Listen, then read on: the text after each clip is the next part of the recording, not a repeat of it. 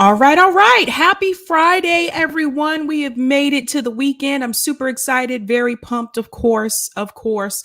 You guys are going to have to bear with me tonight. I have a stiff neck, so I'm okay. I just can't make any sudden movements like with like with my neck. So if I'm moving kind of weird, that is why. I don't know, it's kind of weird. It reminds me of a friend of mine when I was growing up. She had a dog and her dog just didn't like other people. And she used to tell us that her dog would be nice to us as long as we didn't make any sudden movements. Imagine that.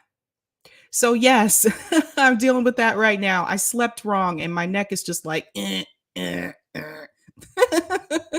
All right, all right. Welcome to the Sabby Sab Show on Revolutionary Blackout Network. I'm your host, Sabrina Salvati. Shout out to everyone watching on YouTube, Twitter, and Twitch. All right. What are we going to talk about tonight, you guys? What are we going to talk about? Let me go ahead and share my screen and show you my thumbnail really quick. All right, ladies and gentlemen. So tonight we are talking about Cory Booker Theatrics. What is that all about?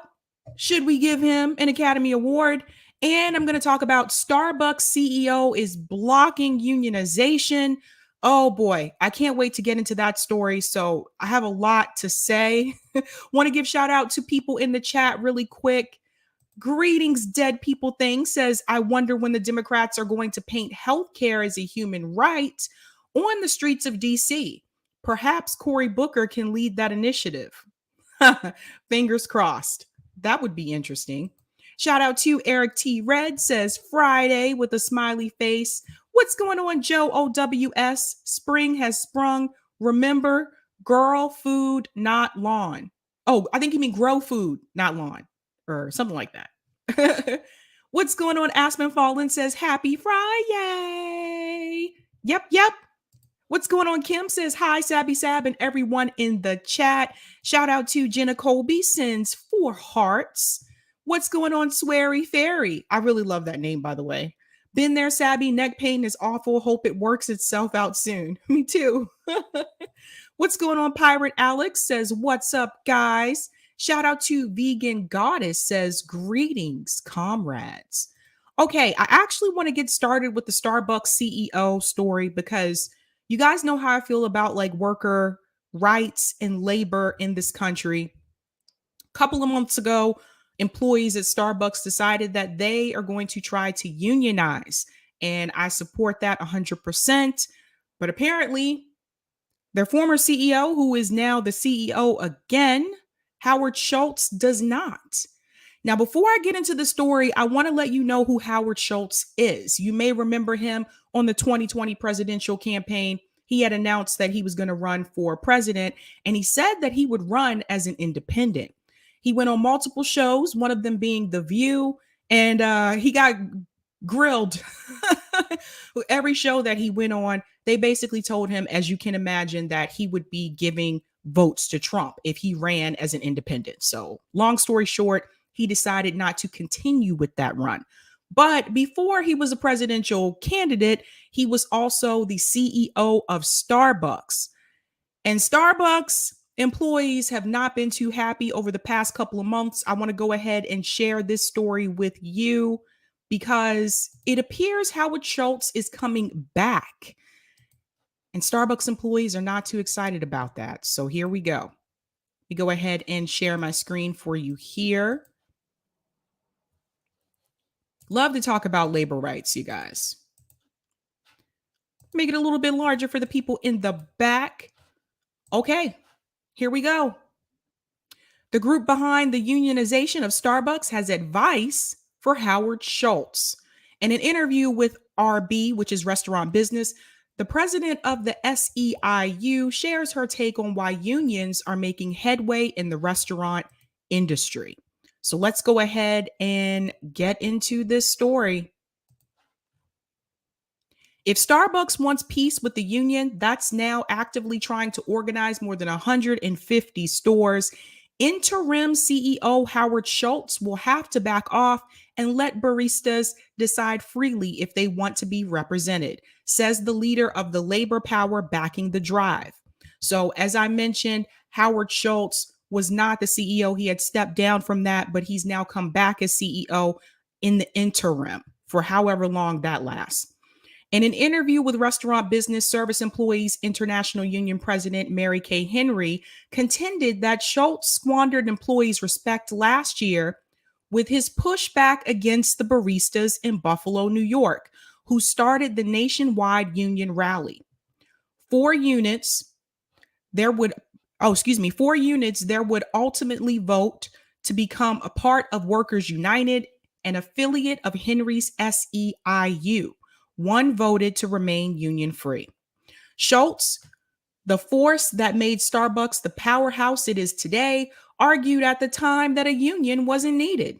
The coffee chain already heard and valued the employees' input, contrary to the assertions of pro-union staffers. He wrapped up his agreement with a bizarre comparison of the brand to the big-hearted Nazi concentration camp prisoners who shared their blankets despite the risk of freezing themselves. Okay, yeah, that was probably not a good comparison. Let's just be real. Probably not a good comparison, but probably not a good one. I want to touch on this for a second before I go back into the article. There was something that he said that I found to be disturbing. He said that he didn't see a reason for a union. That's really interesting.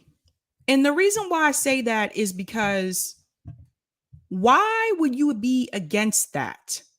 Obviously, those employees decided to unionize because they were not being treated fairly at work. Howard Schultz thinks, and this is a big problem, Howard Schultz believes that because Starbucks gives their employees benefits, such as, for example, if you're a part-time employee at Starbucks, you can also get health insurance. I know some of this from personal experience because I used to work at Starbucks when I was in college, long time ago, but they were doing it back then too. So part-time employees can still qualify for health insurance. There's also college involved in this as well. Like you can take college and then there's like tuition reimbursement. I'm sure if I remember correctly, it's for a certain number of credits per se. And so in Howard Schultz's world, by the way, he's wealthy. Let's just keep that in mind. He doesn't see a reason for them to unionize because they have these benefits. But even though you have those benefits, if you're not being treated fairly at work, if you're being overworked, if people are getting their breaks cut, if people are asking to close and then open the next day repeatedly, I used to have to do that. It's an issue. If the workers are not being treated fairly, yes, they should be able to form a union. And the fact that he wanted to speak out against that and push back on that is very concerning. And that tells me everything that I need to know about Howard Schultz. Don't be fooled. Don't think that just because he said, well, I want to run for president, but I want to run as an independent for the 2020 campaign, that doesn't mean that he has a problem with the corporate system. Just because he had a problem with the two-party system doesn't mean he has a problem with corporate in America. Doesn't mean he has a problem with capitalism. I'll go back into the article. He goes on to say we should realize that Howard Schultz participated in the union busting activities in Buffalo. That's coming from Henry. If he wants to earn their respect, he needs to change what he says and does. Her comments came amid speculation about how Starbucks' reaction to the unionization drive may change as a result of Schultz's resumption of the CEO's title. Last week, the chain stunned the industry with an announcement that its well-known chief, Kevin Johnson, had decided to retire in 2 weeks. No successor was named, even though the board said it was alerted by Johnson a year ago that he intended to retire once the pandemic appeared to be subsiding. Starbucks said Schultz would resume the CEO's job, a position he's held twice before on an interim basis. The announcement coincided with the release of a signed plea from 73 Starbucks shareholders that the company changed the way it has been responding to the union drive. The event stoked speculation that Schultz would seek some sort of accommodation with Workers United instead of letting the chain continue to be unionized store by store. Proponents of that theory have noted that Schultz prides himself on being pro-employee and that he'd explore a run at the Democratic nomination for US president as a progressive moderate. The party has traditionally been an ally of organized labor. So it sounds like here he might even consider running again, this time as a progressive moderate. What is a progressive moderate? What is it? What? Either you're a moderate or you're what are you? You don't mix the two. That tells me he still wants to be for corporations. See, this is part of the problem that I had with Andrew Yang. Do I think Andrew Yang's UBI was a good idea? Yes, I do. But Andrew Yang, being an entrepreneur, someone who has been a CEO, he is still going to support and back corporations. This was the key problem that I had with him. This is the problem that I have with Howard Schultz. At the end of the day, they're still going to protect their class. This is why we can't have people who are these like millionaires, billionaires trying to hold political office. Even someone like Howard Schultz who doesn't like the two-party system, because at the end of the day, he's still going to protect corporations. A progressive moderate. That doesn't even make any sense. Eric T. Red says, where would we be without Starbucks? LOL. I want to tell you something really interesting about Starbucks that you may not know. Here we go. This is a little bit of local history. Starbucks actually stole their recipe. Well, maybe not stole, but they bought their coffee recipe from George Howell. A lot of people don't know about that. I want to show you George Howell. Let's look up Mr. George. There's a whole article about this. I'd have to find it later, but I was actually educating my students about this. We used to have like these meet and greet coffee sessions, and I was telling my students about where Starbucks really came from. So now I'm going to tell you. George Howell. Let's check him out. Let me pull up his site here. Share my screen. George Howell. George Howell Coffee.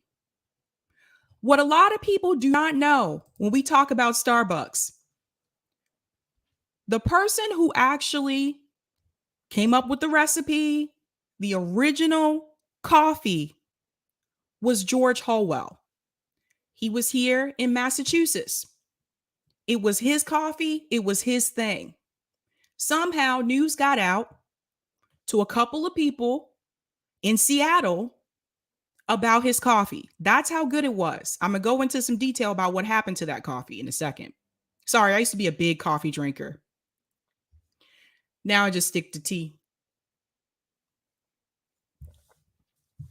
Coffee's very acidic. That's why I don't mess with coffee. It used to give me reflux. So they made a trip here to Massachusetts to talk to George Howell about the possibility of buying that from him, getting the ownership over it, taking the recipe, learning how he made that coffee and why that coffee was so good, and taking it back to Seattle. True story. George Howell gave in, said he was just going to go ahead and retire.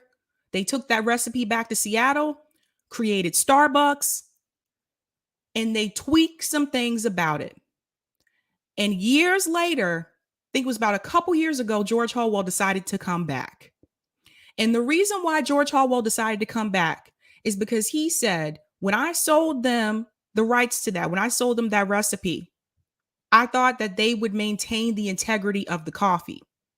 They took it back to Seattle and they turned it into something that it never was to begin with. When they started coming up with frappuccinos and macchiatos and all these sugary drinks, that is not what the coffee was. So George Howell didn't like that, and he felt like Starbucks ruined his coffee. So he came back.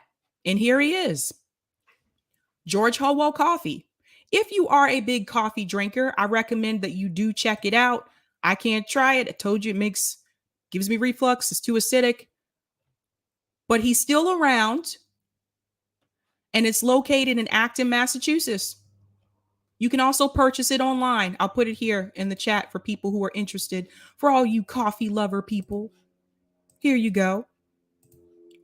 George Howell Coffee. That's a little bit of local history for you here in Massachusetts. So I just want you to know that, because a lot of people give credit to Starbucks and they actually got that from George Howell. He should do an interview. He should do like a television interview, televised interview about that. And this is going way back. Getting back into the unionization story, though, let me go ahead and zoom back in. Starbucks. All right. It goes on to say here, she asserted the movement is going to win more converts within the industry's workforce because of a confluence of factors, not the least of them being in the mindset that took hold among employees during the pandemic. They're saying enough is enough. We're sick of having to go into work and risk our own health and the health of our families when there's still this economic inequality by income level, by race, by gender. I would urge Howard Schultz to consider that as the basic thing that needs to be addressed. This ongoing inequality. And this is something that Howard Schultz doesn't seem to want to address. He's one of those people that believes that you can fix this problem by putting some type of guardrails on capitalism. He believes that because he's that should help the income inequality issue. And it doesn't. People need to make a living wage. Apparently, they're still not making a living wage. That's why they brought up the income inequality. In addition, working people are leading a fundamental reorganization of power within their communities and their workplace. And this is exactly what we want you guys to do over here at RBN. This is exactly what we want people to do. Organize within your community. It says, adding that the drive is particularly pronounced among young people. The next generation believes in collective power and how we can work together to fix climate change and how we're going to fix economic inequality together. This is coming from the union leader. They're putting their ethos into action, and they're looking to use our union to help in achieving these goals. I bet those folks who are your readers share a fear that I have of a growing inequality within our country, racially and economically. I would invite them all to consider that. It makes me feel so good to hear that about the young people in this country, that this is what they want to do, that this is where they're headed. This is exactly what we need. If we can pull together hundreds of people to vote, we can pull together hundreds of people to organize. We can build a community and help take care of each other. Now, I'm going to be talking about this on my show later on tonight about the food shortage. Hello. This is why we need people to take place and to participate in community gardens. This is why we need people to come together and help each other grow our own food. We have to take care of each other. This is not something that the government is going to do. Joe Biden made it very clear to you, yeah, we're going to have a food shortage, but he won't have a food shortage. And neither will Howard Schultz. And neither will the other CEOs and the millionaires and the billionaires. And the reason being is because even when the food prices increase again, and they will increase again if this doesn't get under wraps, they'll still have the money to afford it. But the people who are making $7.25 an hour in this country will not. Hell, they can barely afford gas right now, especially if you're in California. Those people, the people at the top, will continue to be okay. They'll have enough food for their families. It is the working class people and the poor people who will struggle when this happens. And even some of the middle class people, depending on where you live and the cost of living. I'm going to go to some of the comments in the chat.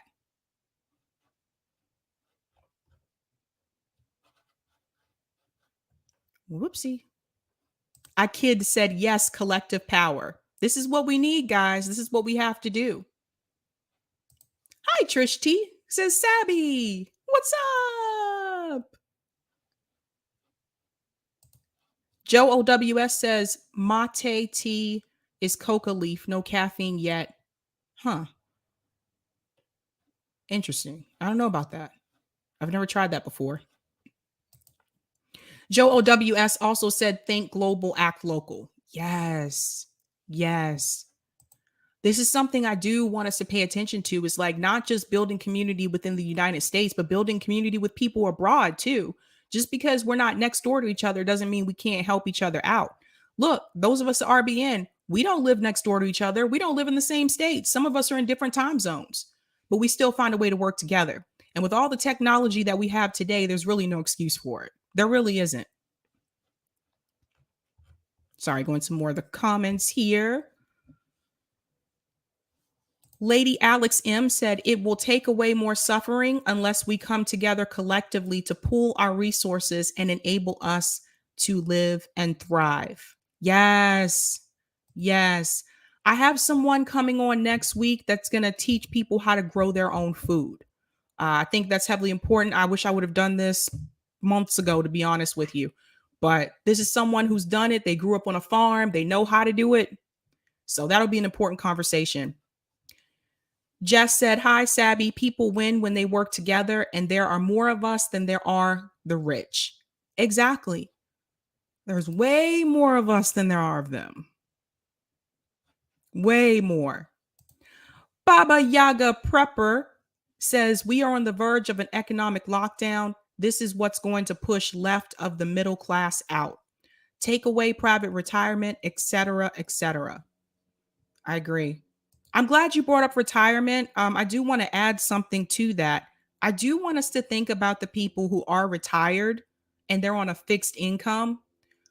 When grocery store prices increase, when gas increases, remember, their wages do not increase because they're on a fixed income. They're still getting a retirement check.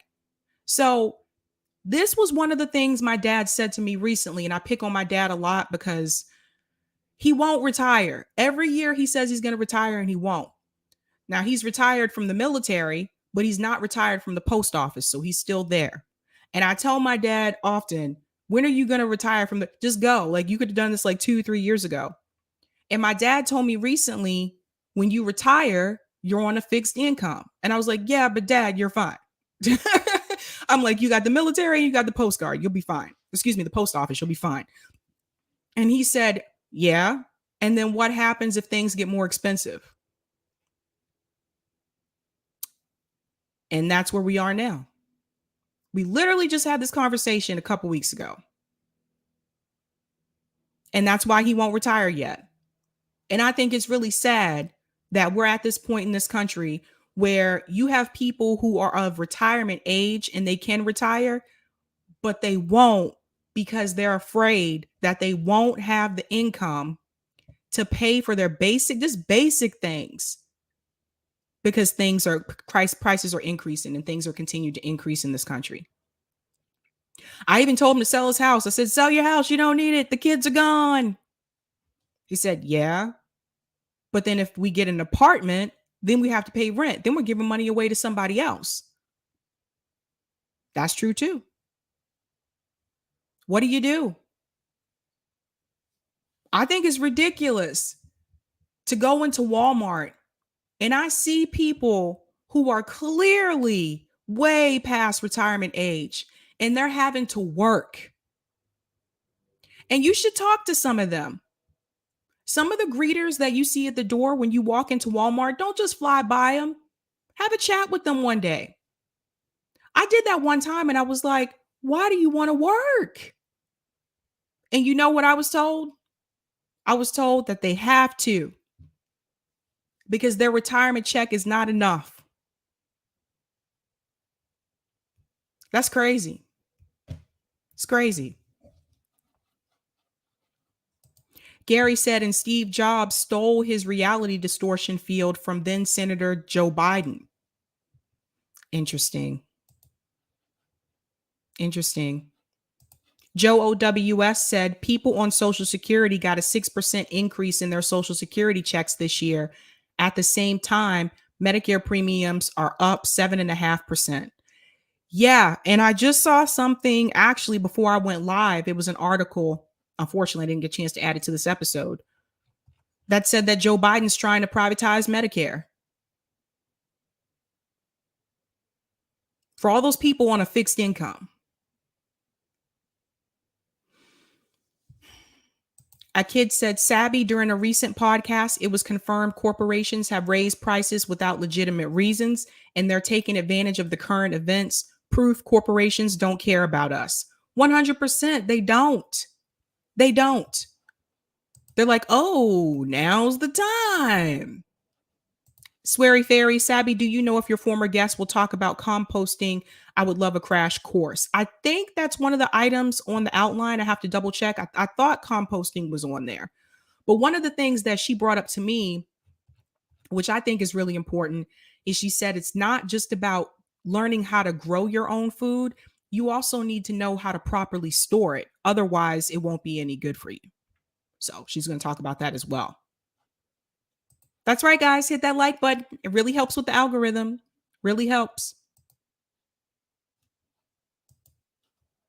I agree, Anthony. It's time to revolt. I agree. I mean, I don't know what else is gonna have to happen for people to get in the streets. I really don't know what else is going to have to happen. But the gas prices, the grocery store prices, now he's talking about a food shortage. You have these CEOs pushing back on employees who are trying to unionize. Utterly ridiculous and disgusting. Corporate greed. It's a problem. And you may not think it's a problem if you're one of those people that are comfortable and you have that wealth and you have that protection. Because let's be real, money is power. But just because you have that doesn't mean you shouldn't have some type of empathy for the majority of people in this country that do not have that. Official People's Party USA said, yeah, the cost of food is going up too. So they spend out 6% increase before we even got it. It's a good point. And another thing that I'm worried about as well, if we have a food shortage, then not only are the prices going to go up, but they may limit what you can purchase and how much you can purchase. So if you have a large family and you have a lot of children and you're used to going to the grocery store, let's say you may have to get 2 gallons of milk because you have a large family. They may say you can only get 1. And if you think this hasn't happened before, I saw it just 2 years ago, right here in Boston, in Massachusetts, when the pandemic hit.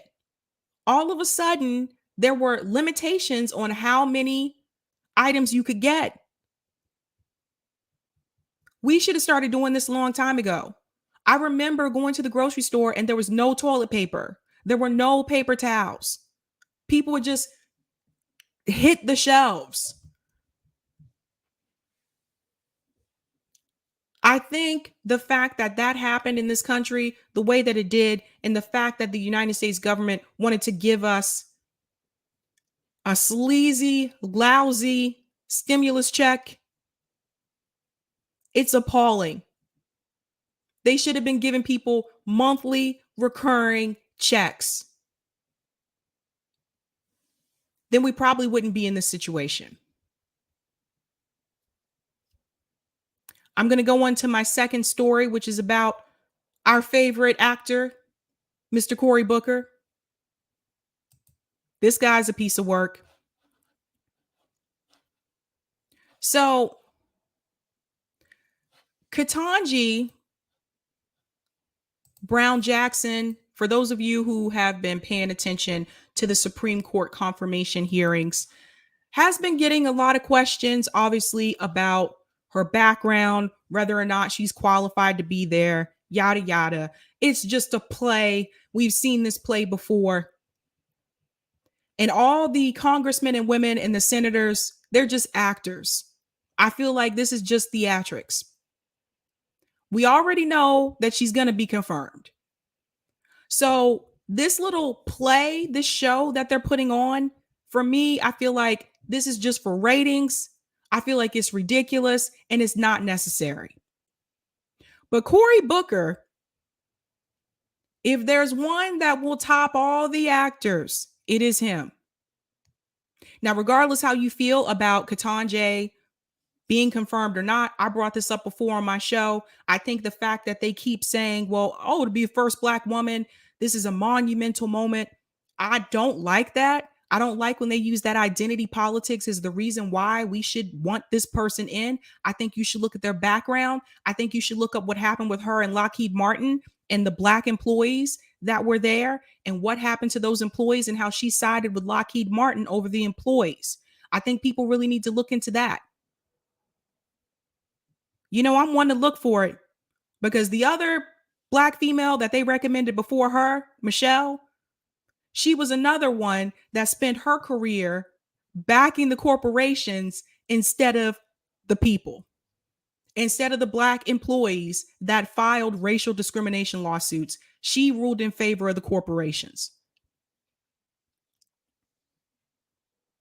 But regardless of how you feel on that issue, that doesn't stop the theatrics. And I have a big problem with this. And in reference to the term monumental moment, I want to remind everybody Barack Obama was also monumental.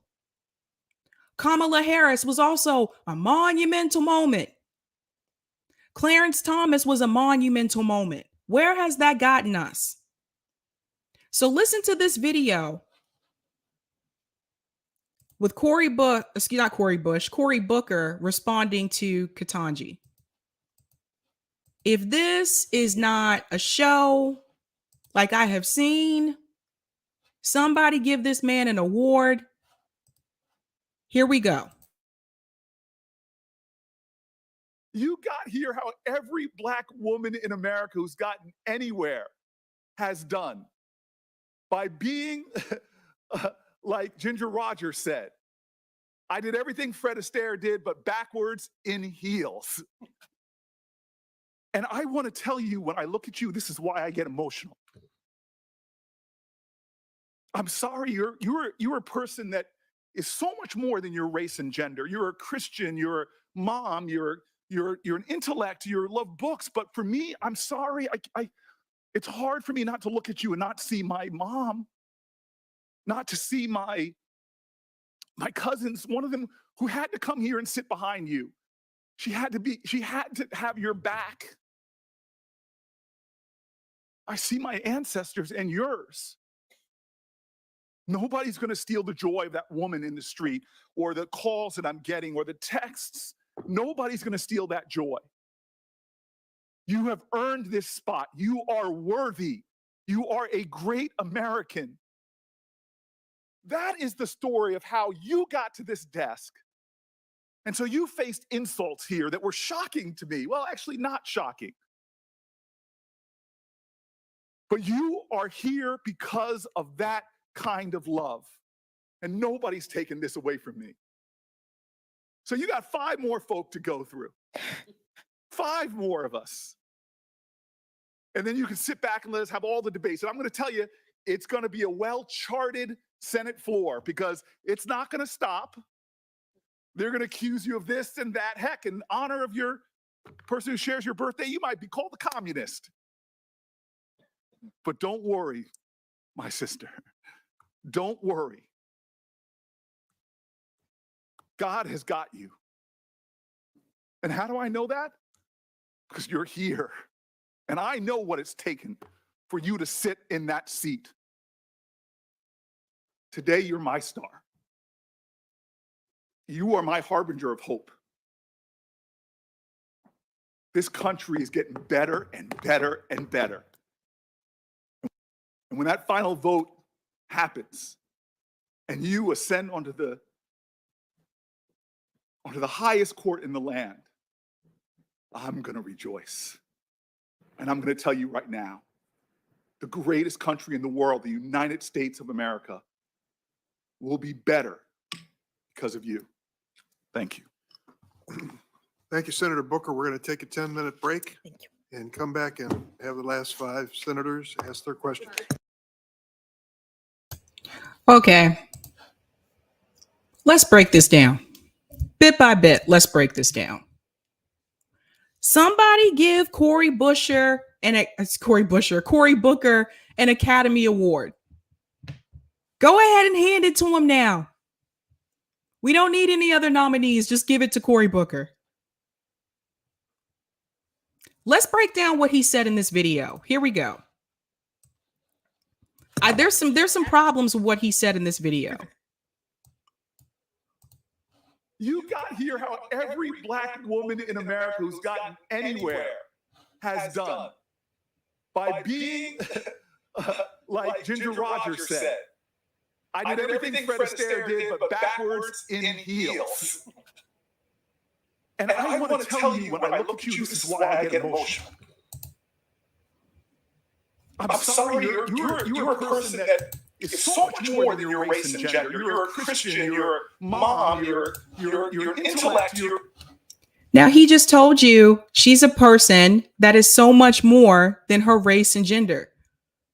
But the first thing that he mentioned during this speech of his was her race and her gender, right? Listen. You got to hear how every Black woman in America who's gotten anywhere has done by being, like Ginger Rogers said, I did everything Fred Astaire did, but backwards in heels.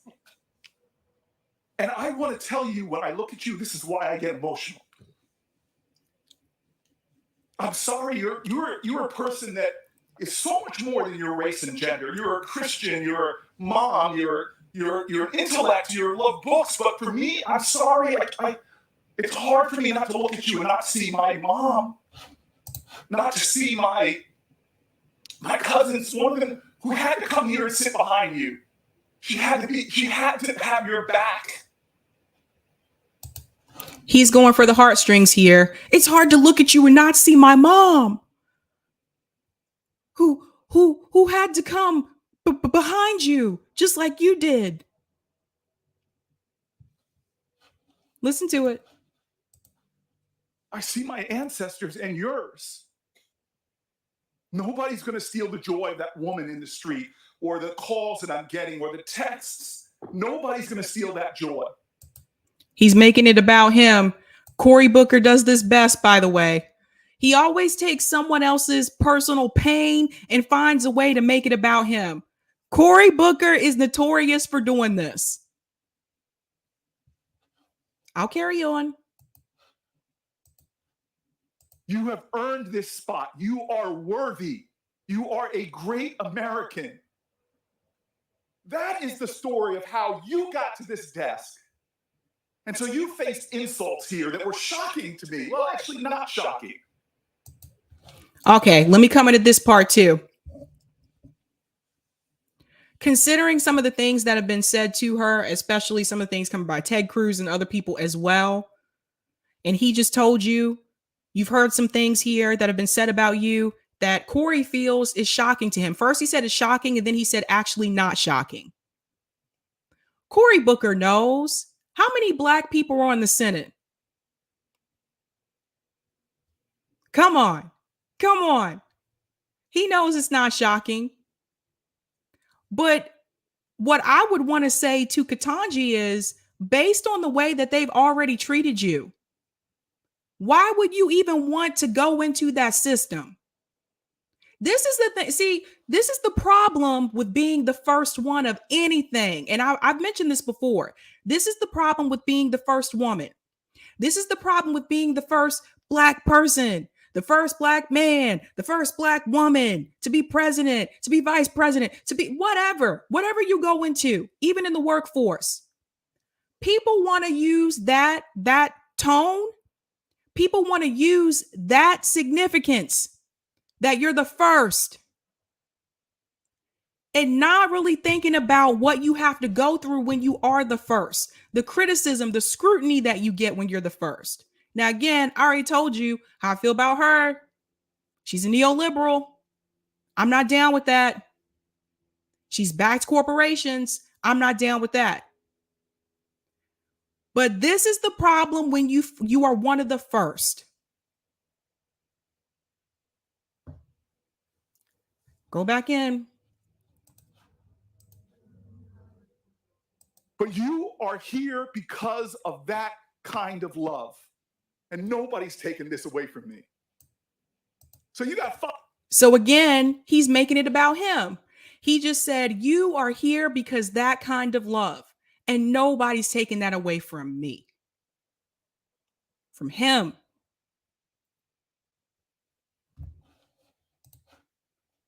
Five more folk to go through. 5 more of us.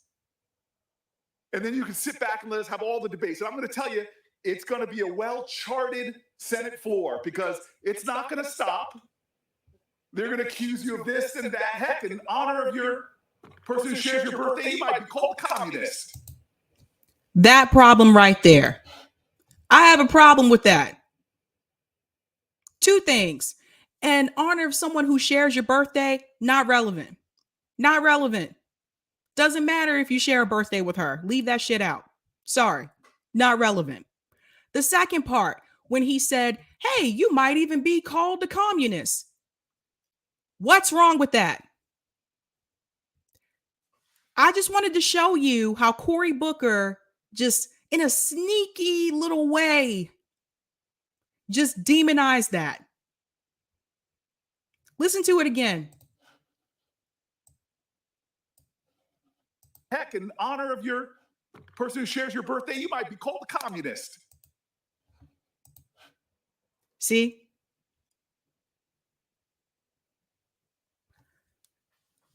Democrats and Republicans despise communism, socialism. Cory Booker isn't any different.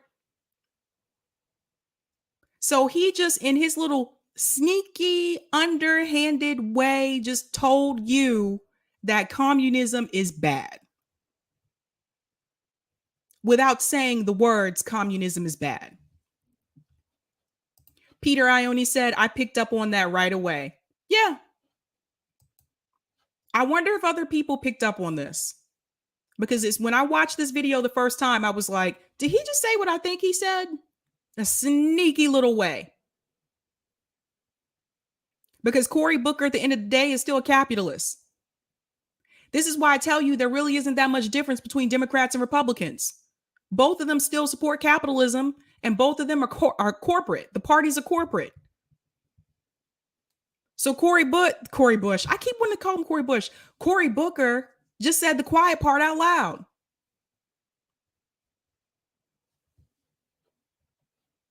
Super Patriot said, sneaky man. That little underhanded way. Here we go. But don't worry, my sister. Don't worry. God has got you. Now we got to bring it back to religion. So now he's going on to say, God has got you. Why did I know, even before I watched this video, why did I know he would try some way, shape, or form to bring God into it?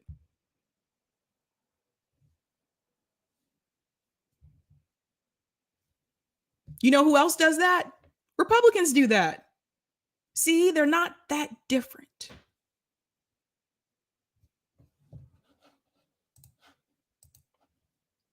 And how do I know that? Because you're here. And I know what it's taken for you to sit in that seat. How do I know that? Because you're here.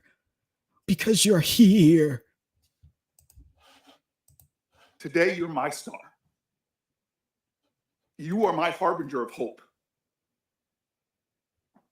This country is getting better and better and better. And when that final vote happens, and you ascend onto the highest court in the land, I'm going to rejoice. Man, stop.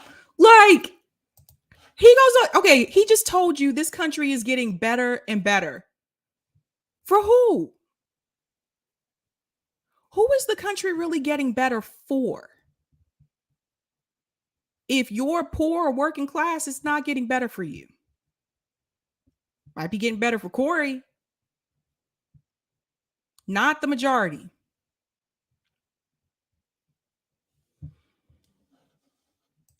That's right, Salamoon. Better, question mark, exactly. What is he talking about? Dude, don't you know we're still dealing with the pandemic? The gas prices have increased. Joe Biden just mentioned a food shortage. How's the country getting better? What?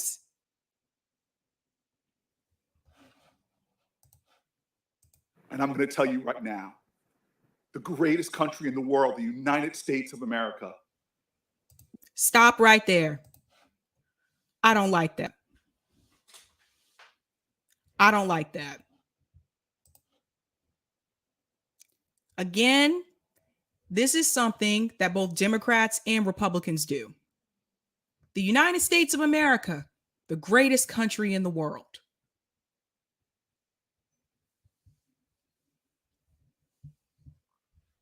This is why so many Americans in this country feel that the United States has to remain the greatest country in the world. That nobody else should be allowed to top us. And if you pay close attention to what China is doing, don't look too good for the US. And there are some people who have significant problems with that. President, military industrial complex. China's on its way, bud. This is a country that has pretty much eradicated homelessness.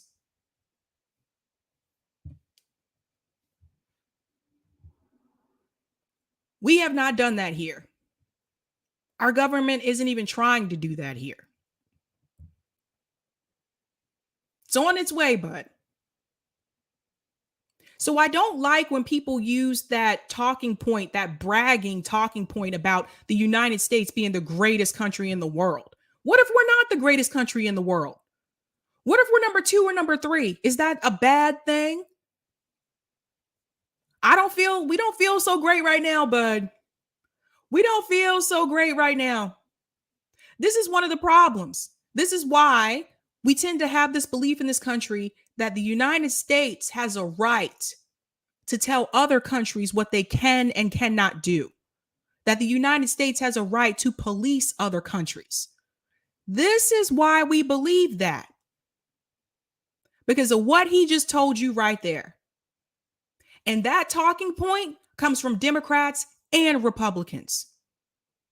Again, they're not different. Let's go back into his clown show.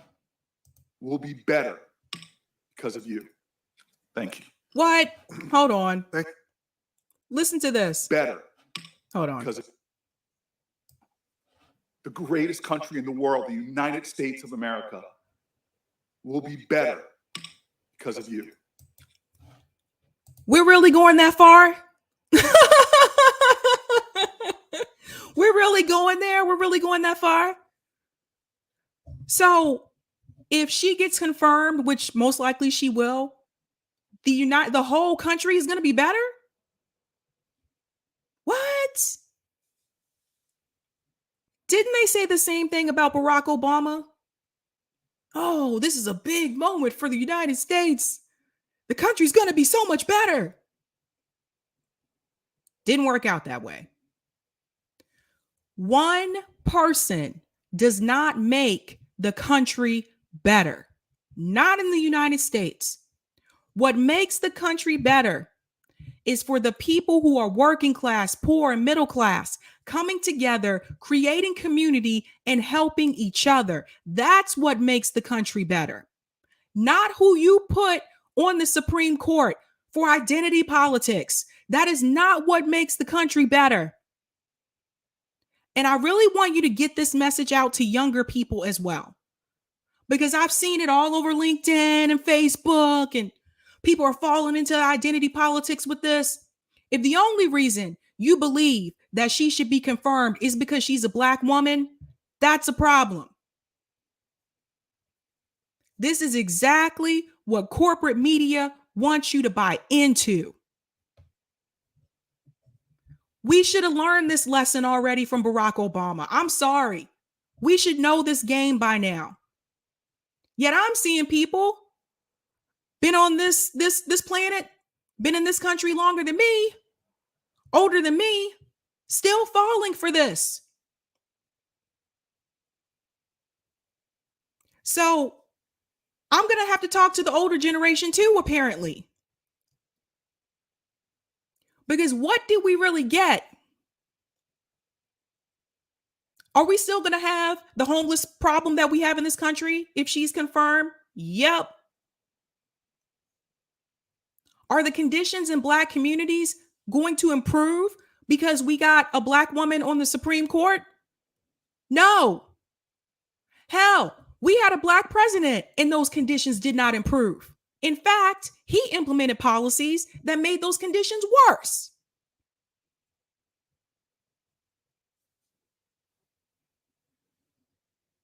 Some of you, not all of you, but some of you in the Black community from the older generations, you got your houses and you moved on. After civil rights movement, you just accepted neoliberalism and passed that on to the younger Black people, and we've passed it on to other Black people, and you were fine. And you stopped challenging the conditions that MLK told you to challenge. You stopped challenging the conditions that Martin Luther King, sorry. You stopped challenging the conditions that Malcolm X told you to challenge. You stopped. You accepted the little they gave you and you moved on. And a whole generation of Black people were coming behind you. And we had no one to give us that same type of advice, that same type of encouragement to get out there and ask for more.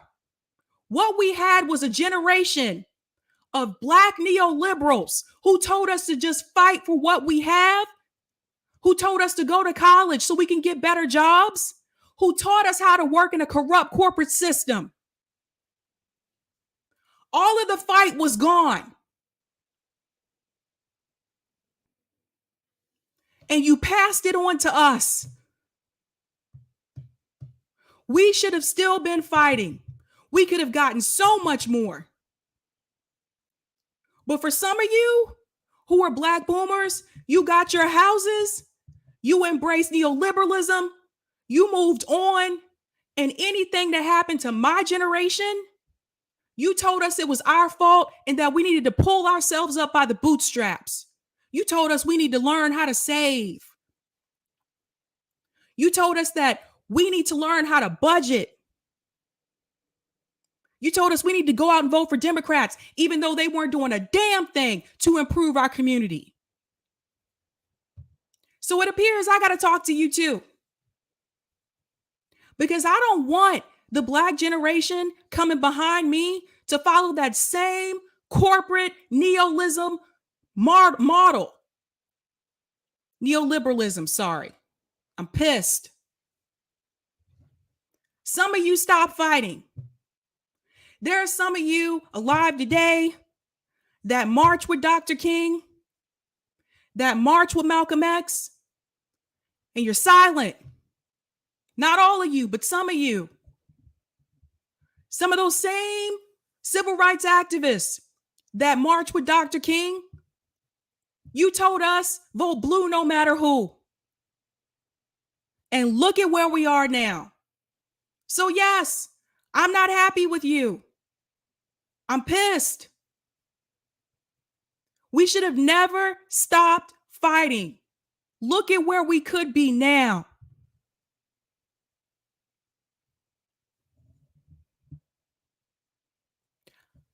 I wonder, what on earth would MLK and Malcolm X say if they were alive today?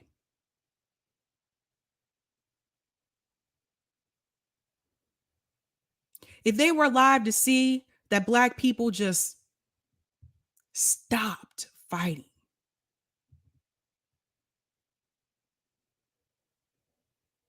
Someone mentioned Al Sharpton. How would MLK feel about Al Sharpton today? Some of you sold out.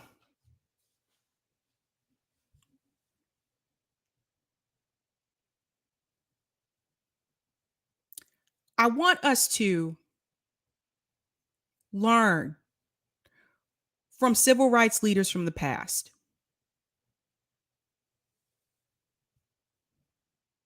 And I don't mean just learn the I had a dream speech.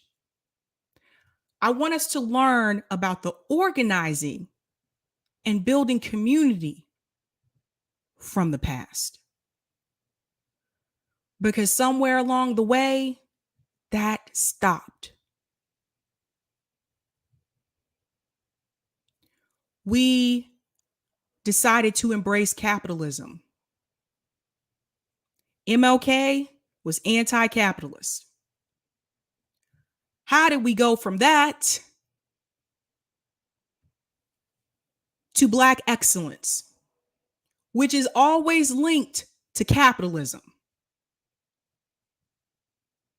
We let Chevrolet, Cadillac, Nike, we let corporations co-opt our movement, turned it into a brand instead of actual organizing and action. And we watched it happen again with BLM. That's why capitalism can't be a part of it. You can never sell out to the corporations. Once they get a hold of your message and your idea, it's over. There is no movement.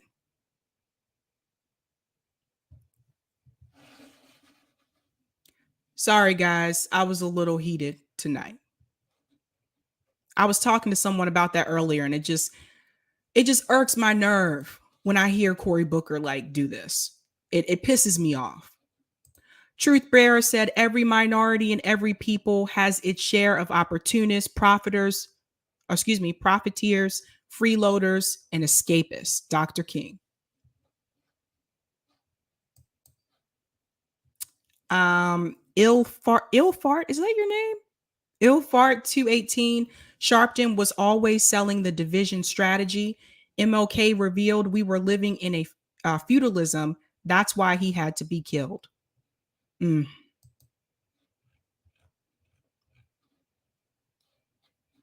Oh, gamer, thank you. It's fine, Sabby. I understand you have passion and I love that. Thank you so much. Thank you. All right, guys.